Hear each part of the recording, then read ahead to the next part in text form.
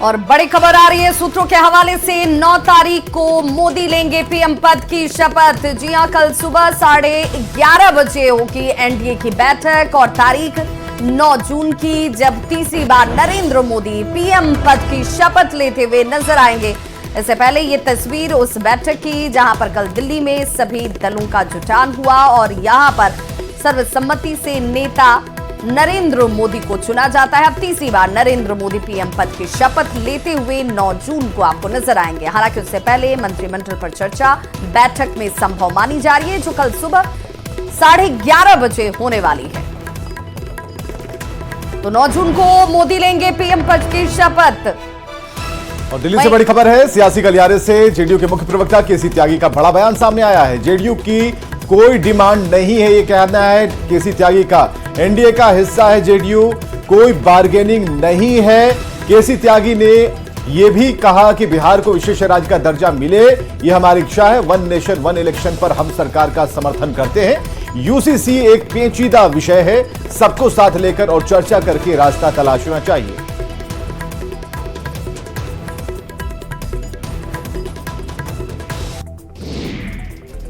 केसी त्यागी इस वक्त हमारे साथ हैं। त्यागी साहब, जेडीयू ने किसी मंत्रालय की मांग की है, चाहे वो वित्त हो, रेलवे हो या कोई भी मंत्रालय, क्योंकि सरकार का गठन होने वाला है। प्रचार गलत है, लेकिन जब हम एनडीए का हिस्सा हैं तो कुछ मंत्री पद हमारे हिस्से में आएंगे। ये प्रधानमंत्री और नीतीश कुमार जी के बीच में है, ना कोई बार्गेनिंग है, ना कोई डिमांड है, ना कोई नाराजगी है। हाँ, विशेष राज्य का दर्जा बिहार को मिले, ये हमारी इच्छा जरूर है। 2 महत्वपूर्ण विषय है, वन नेशन वन इलेक्शन और यूसीसी पर जेडीयू का क्या मत होगा, क्योंकि वन नेशन वन इलेक्शन पर हम सरकार का समर्थन कर चुके हैं। यूसीसी पेचीदा विषय है, सभी को साथ लेकर, सभी को विश्वास में लेकर, सभी से चर्चा करके इस विषय को तलाश करना चाहिए। हमसे बातचीत करने के लिए धन्यवाद। केसी त्यागी, जेडीयू के वरिष्ठ नेता। कैमरा पर्सन करम सिंह के साथ नीरज कुमार, न्यूज 18 इंडिया, दिल्ली। और सियासी गलियारे से बड़ी खबर, ललन सिंह की तरफ से बड़ा बयान दिया गया है। कल जेडीयू संसदीय दल की बैठक होगी, सुबह 9:30 बजे का वक्त जब ये बैठक की जाएगी। हम एनडीए के साथ हैं, ललन सिंह ने ये कहा, और पूरी मजबूती के साथ हम एनडीए के हैं, मजबूती के साथ एनडीए में ही रहने वाले हैं। ललन सिंह की तरफ से एक बड़ा बयान दिया जाता है, जिसमें कल सुबह संसदीय दल की बैठक जेडीयू की तरफ से भी की जाएगी 9:30 बजे। संसदीय दल की बैठक कब होगी? कल जेडीयू संसदीय दल की बैठक कल सुबह 9:30 बजे।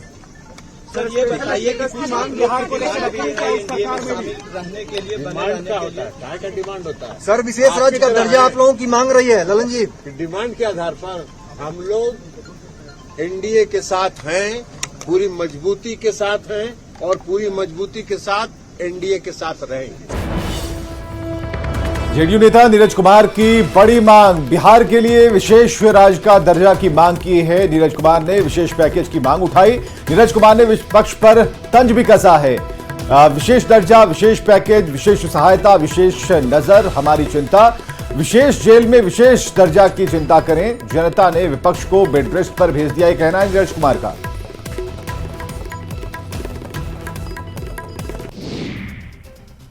नाम आने के बाद विपक्ष के द्वारा लगातार यह सवाल किया जा रहा है कि विशेष दर्जा का क्या होगा, विशेष सहायता का क्या होगा। तो स्वाभाविक रूप से अरे ये चिंता हमारी न है। आपको राज करने का मौका मिला तो संपत्ति सृजन कर रहे थे, परिवारवाद चला रहे थे। हमको तो चिंता बिहार के 14 करोड़ लोगों के तस्वीर को बदलने का है, तकदीर को बदलने का है। तो हम उसकी चिंता कर रहे हैं। विशेष दर्जा, विशेष सहायता, विशेष का जो मानक होता है उसका प्रारूप की भी हमको जानकारी है और उन मानकों पर हम खरा उतरना भी चाहते हैं। लेकिन अब विपक्ष इसकी चिंता कर रहा हो तो हमने सलाह दिया है कि अब आप जेल में विशेष दर्जा की चिंता करिए। जनता ने आपको पॉलिटिकल बेड रेस्ट पर भेज डाला है।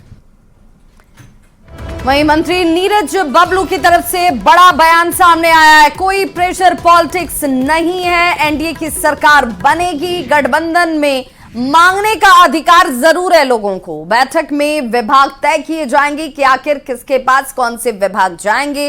राज्य के हिसाब से विभाग भी मिलेगा।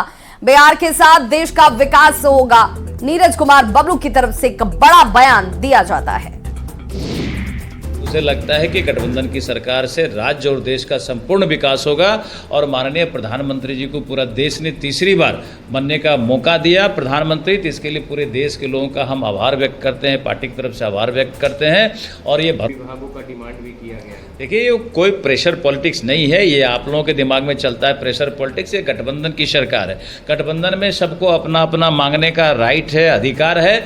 जो लोग मांगते हैं ये गठबंधन तय करेगी किनको क्या मिलेगा, कौन सा विभाग मिलेगा, कौन से विभाग से किस राज्य का ज्यादा विकास होगा, तो राज्य के हिसाब से विभाग दिया जाएगा। इसमें कहीं कोई प्रेशर पॉलिटिक्स की बात नहीं है। मिलजुल करके सरकार चलाएंगे, राज्य और देश को आगे बढ़ाएंगे। दिल्ली में सीएम नीतीश कुमार के आवास पर कई जेडीयू नेता पहुंचे हैं और जेडीयू नेता संजय झा, खीरू महतो, आलोक कुमार सुमन, अफाक अहमद, हर्षवर्धन सिंह समेत कई नेता नीतीश कुमार को जीत की बधाई देने उनके आवास पहुंचे हैं।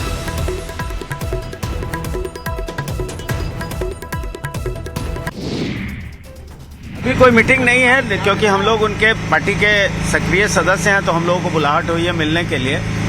और माहौल तो बहुत अच्छा है, आप लोग देख ही रहे हैं। बिहार में बाहर थी, अब देश में बाहर है, नीतीश कुमार है। सर, किंग मेकर के रोल में आप लोग उभरे हैं, क्या क्या मंत्रालय पर आपको ज्यादा दावा होगा? आप देखिए, मंत्रालय और इस सब तो आदरणीय नीतीश कुमार जी खुद डिसाइड करते हैं, खुद बात करते हैं। हम लोग तो वर्कर हैं, वहाँ काम करते हैं, लेकिन हम लोगों को इज्जत बहुत मिल रही है और उसके लिए आदरणीय मोदी जी को धन्यवाद।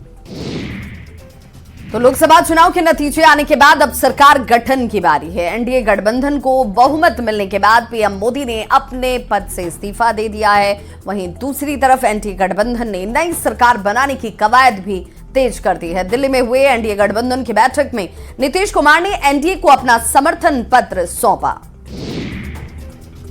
इसके साथ ही सरकार बनने का रास्ता भी साफ हो गया। इस बीच तेजस्वी यादव ने बड़ा बयान दिया है। तेजस्वी ने कहा कि हम लोग चाहते हैं कि जो भी सरकार बने वो बिहार को अहमियत दे, बिहार को विशेष राज्य का दर्जा मिले। साथ ही देश भर में जातीय गणना कराने की भी मांग की है। देखिए, ठीक है, नंबर है एनडीए के पास, लेकिन हम लोग तो ये चाहेंगे कि जो सरकार बने वो बिहार को लेकर के ज़्यादा विशेष ध्यान दे, बिहार को विशेष राज्य का दर्जा दे। और दूसरी महत्वपूर्ण बात, जो हम लोगों ने बिहार सरकार ने जब महागठबंधन की सरकार 17 महीने थी बिहार में, तो हम लोगों ने जाति आधारित गणना करा के उसके बाद 75% आरक्षण की सीमा को बढ़ाया था। फिर हम भी लोगों का कैबिनेट प्रपोजल एक गवर्नमेंट ऑफ इंडिया में भेजा गया था कि इस 75% के आरक्षण को शेड्यूल 9 में डाला जाए। तो हम तो चाहेंगे कि उसको जो सरकार आए वो शेड्यूल 9 में उस आरक्षण को डाले, और हम चाहेंगे कि देश भर में जाति आधारित गणना जो है वो कराई जाए। डिप्टी सीएम विजय सिन्हा ने कहा कि नरेंद्र मोदी तीसरी बार पीएम पद की शपथ लेंगे। देश की जनता ने जनादेश प्रधानमंत्री को दिया है और सारे देश के लोगों के प्रति, सभी जनता के प्रति हम आभार व्यक्त करते हैं, लेकिन इस बार ऐतिहासिक निर्णय होगा। प्रधानमंत्री माननीय नरेंद्र मोदी जी को मिला है और तीसरी बार वो शपथ लेने जा रहे हैं।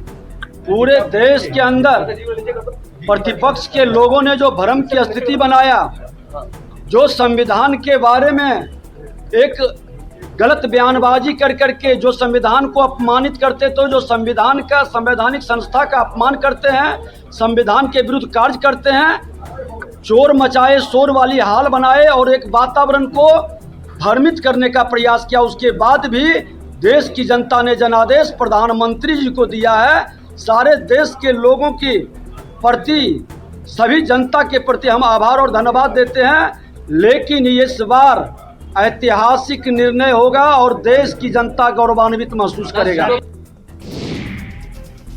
बेगूसराय से नवनिर्वाचित सांसद गिरिराज सिंह ने इंडिया अलायंस पर जमकर निशाना साधा। उन्होंने कहा कि ये लोग इतने निर्लज्ज हैं कि हार कर भी खुशी मना रहे हैं। उन्होंने कहा कि विपक्षी गठबंधन में एकता नहीं है, कौन किसके साथ है किसी को पता नहीं है। जैसे ही आने वाले समय में अलग अलग राज्यों में विधानसभा के चुनाव होंगे, इंडी गठबंधन बिखर जाएगा। कह रहा था कि मैं सरकार बनाऊंगा 12 लोगों मिल करके, और खुश है कांग्रेस राहुल गांधी ऐसे प्रेस कॉन्फ्रेंस कर रहा है जैसे उनकी सरकार बन रही। वे 60 साल चलाए और 90-99 पर पहुंचे हो, 100 भी नहीं पूरा कर पाए और खुशी मना रहे हो। अरे हम तो तीसरी बार सरकार बना रहे हैं, ये मोदी जी की गारंटी है। और ये टुकड़े टुकड़े गैंग को जितना सभी पार्टियों को मिला के आया, उससे ज्यादा तो कि अकेले बीजेपी को आया। ये लोग इतने निर्लज।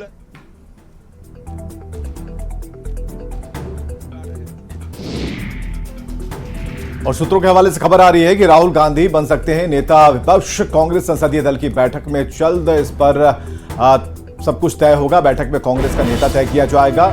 मणिकम टैगोर और विवेक तनखा की भी मांग चल रही है। राहुल गांधी को नेता विपक्ष बनाने की मांग हो रही है।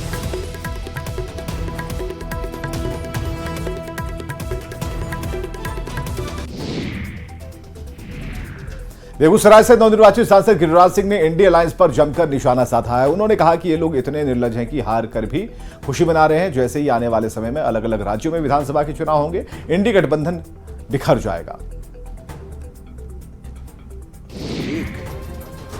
ममता बनर्जी अलग थी, कांग्रेस को लात मारी, वो अधीर रंजन को हराई और वो भी कर रही है एनडीए में। इंडी में है, इंडी मिंडी में है। कौन है नहीं है, कौन रहेगा? जब मोदी जी ले लेंगे 1 महीना में देखिएगा, फिर जिस राज्य का विधानसभा आएगा फिर आनंद से रहेगा। ये लोग निर्लज लोग हैं। नरेंद्र मोदी जी खत्म हो चुके हैं, उनका मैजिक खत्म हो चुका है। वो बहुमत से काफ़ी दूर हैं।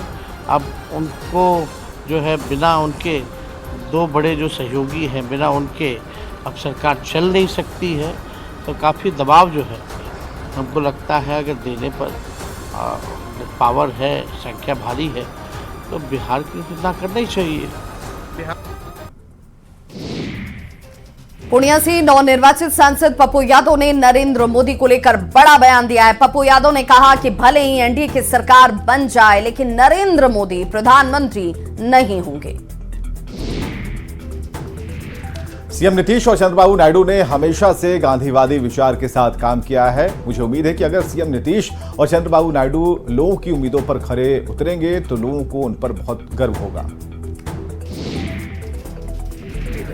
बहुत कि नीतीश कुमार जी पर देश को गर्व होगा जब वो आज देश के भरोसे पर खड़े उतरेंगे। चंद्रबाबू नायडू और मुझे उम्मीद है इंडिया गठबंधन की सरकार बनेगी।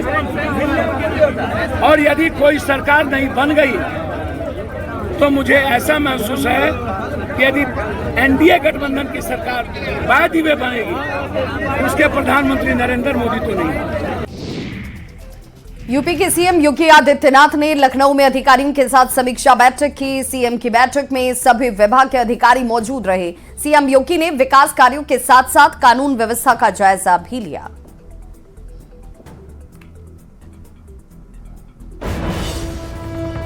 दिल्ली से बड़ी खबर है। बीजेपी अध्यक्ष जेपी नड्डा की आवाज पर बैठक खत्म हो गई है। करीब 4 घंटे तक ये बैठक चली।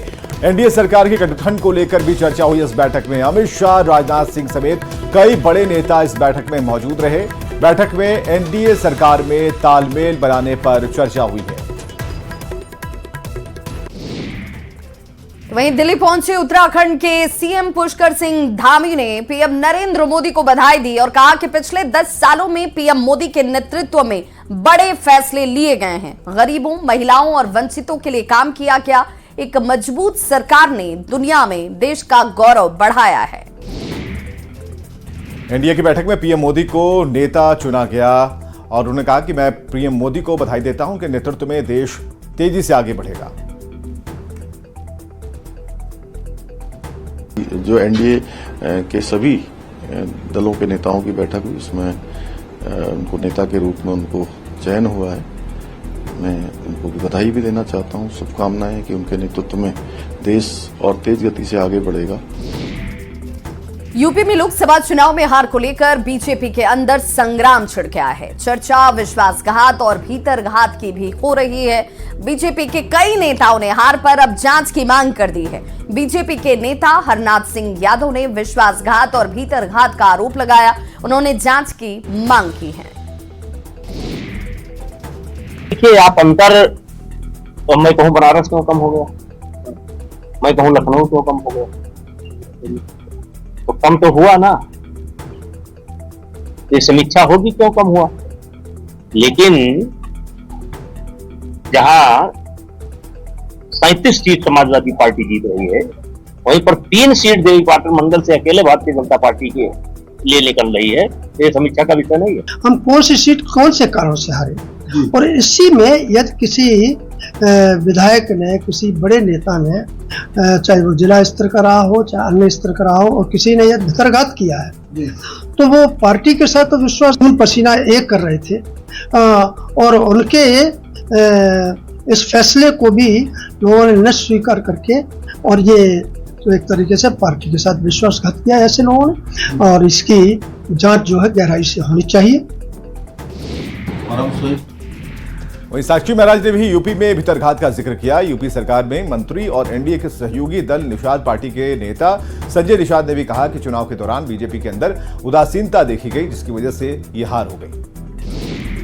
और हम स्वयं समीक्षा करेंगे कि कमी कहाँ रह गई, हमसे कहाँ गलती हुई, जनता का दिल हमको नहीं पाया। कुछ न कुछ लाभ सबको मिला है, उसके बावजूद भी माननीय मोदी जी को पूरा आशीर्वाद न मिलना ये समीक्षा का विषय है। पार्टी समीक्षा करेगी। निश्चित रूप से उदासीनता, निष्क्रियता तो रही है, तो नहीं होती तो हम नीचे मैदान पर समझाते थे, उनके नैरेटिव का हम जवाब दे देते हैं। और कुछ लोगों ने गलत बयानबाजी की, जिसकी वजह से हुआ कि भाई हम आएंगे 400 पार। भाई मोदी जी ने 400 पार इसलिए कहा था कि हम दुनिया में फिर से पहचान बनाएंगे और ये जितने भी तुष्टिकरण उन्हें हटाएंगे, लेकिन नतीजा क्या हुआ कि उसको दो एक नेताओं ने ये कह दिया कि नहीं आएंगे हम तो संविधान बदल देंगे। संविधान मोदी जी ने उसका बयान देते रहे, लेकिन जो नीचे बात पहुंच गया, उनके लोग हैं, तो उन लोगों ने इसको टेकअप किया और लोगों ने काम किया। हमको लगता है कि विचार होगा, विमर्श होगा, और जो कमियां रहेंगी सुधार होगा, फिर जीतेंगे हम।